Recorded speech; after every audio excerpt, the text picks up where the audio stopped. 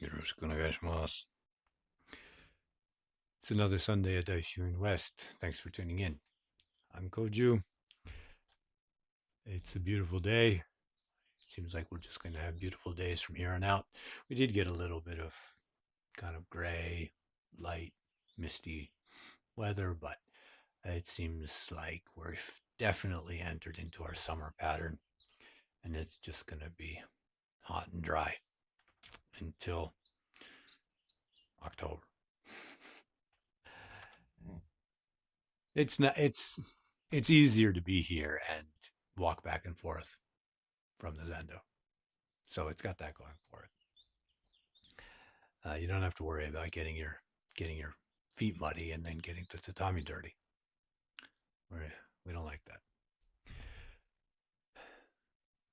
Okay, Master Obaku. This is chapter or section, I should say, section 21 of John Blofeld's translation. Obaku says, for many people, sense objects obscure mind and events make them lose the essence. Therefore, they try to escape sense objects in order to calm their minds, and they cast aside events to preserve the essence. They do not know this is only to obscure sense objects with mind and events with essence. Only let your mind be void, and sense objects will themselves be void. Let the essence be still, and events will themselves be still. Do not get it backward. Many people are reluctant to let their mind be void, fearing they may fall into emptiness. They do not know that their own mind is originally emptiness. The fool discards sense objects, but not thought. The wise discards thought, but not sense objects. Right.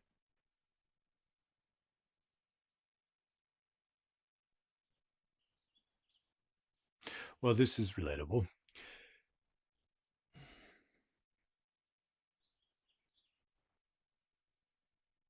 I don't think there's anybody that doesn't have the experience of getting caught up in, well, here I'm rendering it sense objects, but circumstances, the environment, the situation, and being confused by it. And here I rendered it sense objects, and that's a little inconsistent of me because in a previous section I rendered it circumstances or environment. I don't recall exactly. The kanji itself in the modern usage is just environment. Um, I don't remember what Blofeld says, but I did a little bit of research, and it seemed plausible, shall we say, in a Buddhist context anyway. There was precedent to translate this as sense objects. And after all, what exactly are circumstances and environment? What exactly does that indicate, except for a collection of sense objects? Right? Everything you experience. So I think it makes a good point. Is that it's not. It is those objects of the senses, those things that arise, that the senses make contact with, that we see, hear, taste, smell, touch, know, that uh, we get distracted by, we get caught up in, and lose. Uh, and they obscure mind, shall we say, because of our obsession with them. Preoccupation with them might be a better way to put it. And therefore, noticing that is a problem, noticing our own preoccupation that is causing us a problem, I think we quite naturally try and get away from them. We have this sort of escapist thing where we notice there's a problem. We notice we are becoming increasingly deluded. And naturally, we try and get away from that. And sometimes that's just the best we can do. It's treating the symptom, but sometimes, when you're really really sick, you got to treat the symptoms first, and then so you can get a handle on the underlying disease. But I mean, that's really the point. I think He's demonstrating here, I think, a great deal of what we would refer to as grandmotherly kindness and being very explicit in his diagnosis.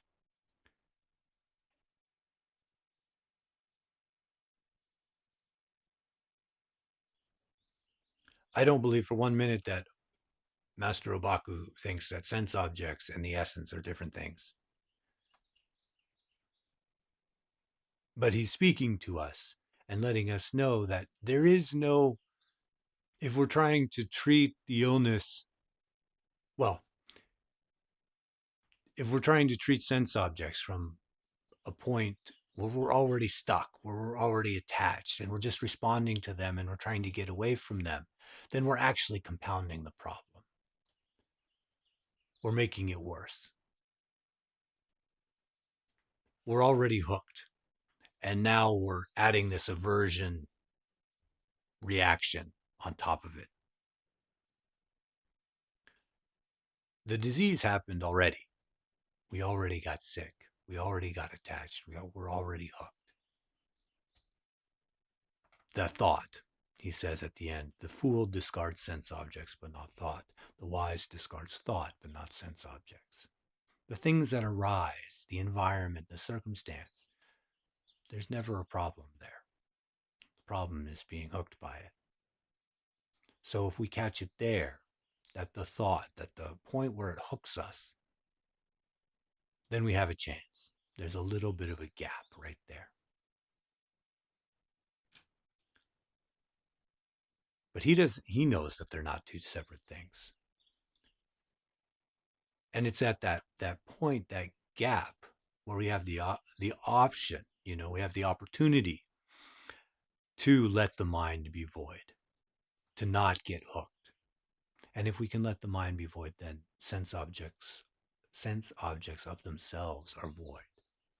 If we can let the events, um, not the events, if we can let the essence be still, then events will themselves be still.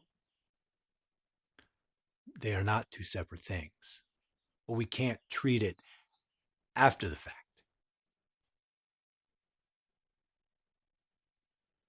Don't get it backwards, he says. And this was a little bit, uh, I think Blofeld has something like, do not use mind in this perverted way, which seemed a little, I don't know, formal or something. Um,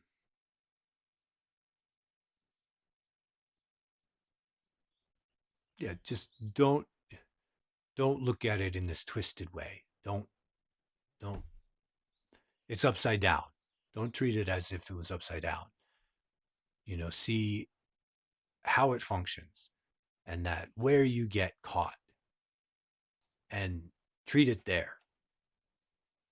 If you treat it afterwards, then it's not going to amount to anything.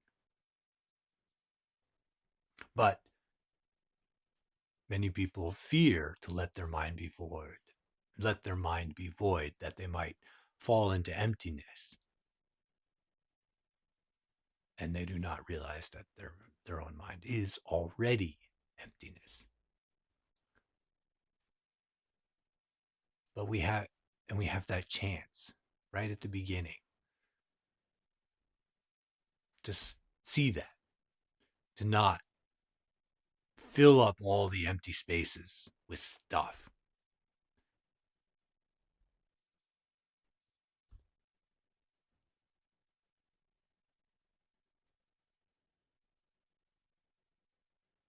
And if we can see it then, it's always then, uh, moment by moment, we have that opportunity,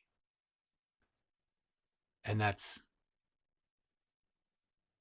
it. There isn't any other opportunity. There isn't any other time. It's already showing itself moment by moment. And it's just a thin break, thin line that if we miss, then we're hooked in the wheel. We're on the wheel, um,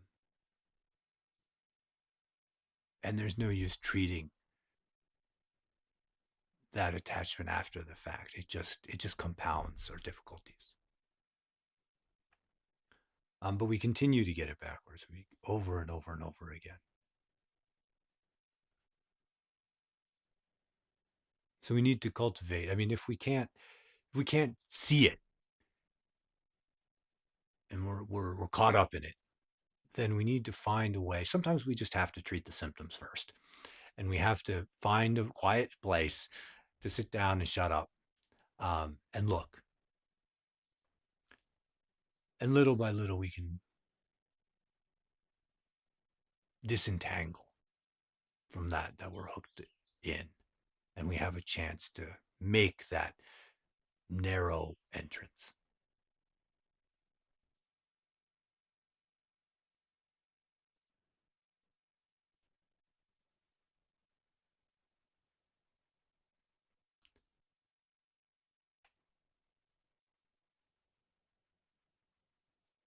And it's okay to treat the symptoms first. Uh, it's it's never a mistake to go back and make the right decisions, shall we say? To acknowledge that, um, we're stuck in a particular pattern, we're hooked by some particular thing, and we need to just get away from it. It would all be very, very convenient if we could just say, okay, I know that mind is void and I just need to see it right now. But if we're stuck in a bad pattern, then we need to stop that pattern and get away from whatever it is that's reinforcing that. And then we can maybe meet that narrow opening where we can actually not get hooked and see the oneness of essence and events, of sense objects and mind.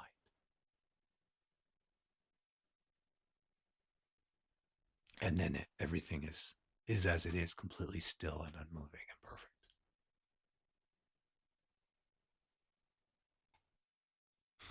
Hi. Well, thank you. Um, Please give a message if you want to get in touch with the temple or come visit, ask a question or anything. It's contact at daishuinwest.org, daishuinwest.org. And I will be back next Sunday uh, with, there will be new people here and another talk. Arigato.